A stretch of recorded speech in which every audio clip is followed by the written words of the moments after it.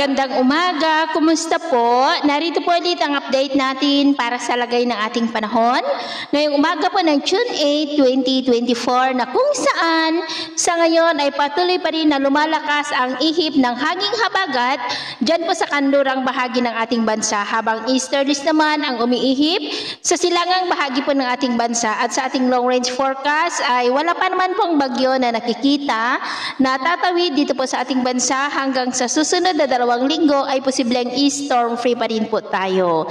At sa lagay ng ating panahon, ngayong madaling araw ay may mga isolated rain sa ilang bahagi ng Ilocos Region, Cordillera, Pangasinan, ilang bahagi ng Quezon, Mimaropa, Panay Island, southern part ng Negros, Leyte, southern Samar at Dinagat Island. At mamaya-maya po ay mababawasan naman na ang mga lugar na may mga pag-uulan at sisikat rin ang araw mamaya sa malaking bahagi ng ating bansa, pero may tsansa pa rin ng maulap na kalangitan with isolated rain sa ilang bahagi po ng Ilocos Norte, ng Palawan, Metro Manila, Catanduanes, southern Samar, southern Leyte, southern Negros, Bohol, Zamboanga Peninsula at Davao. At mamayang hapon, mas maraming lugar muli dito sa ating bansa ang makakaranas ng maulap na kalangitan with isolated rains. Kaya kung lalabas tayo sa ating matahanan, ay ugaliin po natin lagi ang magdala ng kahit anong panangga natin sa init ng araw at proteksyon na rin po sa mga biglaang buhos ng ulan.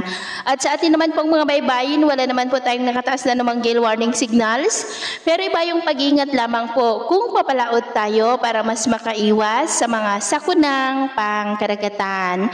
So ito po ng latest update natin sa araw na ito. At ako po muli si James na nagsasabing sa kahit anong pagsubok po na darating sa ating buhay, huwag na huwag po tayong mawawalan ng pag-asa. Thank you and God bless.